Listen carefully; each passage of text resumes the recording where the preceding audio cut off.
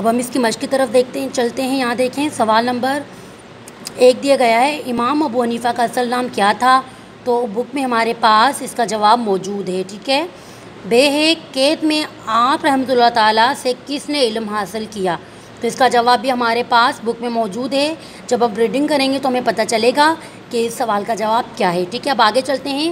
सवाल नंबर 2, दुरुस्त जवाब पर सही का निशान लगाएं। यहाँ देखें, आप दर्स में शरीक होते थे। आप किसके दर्स में शरीक होते थे? अलिफ हमाद के, बे रईस के, जीम मंसूर के, या दाल उमर के। बे है, आपका लक़ब था, क्या था आपका लक़ब? इमाम। बे इमाम आज़म, जीम इमाम असगर, या दाल इमाम फ़िक़ा। जीम है, आपने हदीस रवायत की, किससे की थी? अलिफ 3000 अफराद से, 2000 अफराद से, 4000 अफराद से, या 1000 अफराद से। इसके बाद है दाल, आपसे सवाल जवाब करने वाला खलीफा था, कौन था? हारून रशीद था, यूसुफ था, परवेज़ था, या मंसूर था? है, आपके पास मंसूर ने आपको भिजवा दिया। क्या भिजवाया? कहाँ भिजवाया?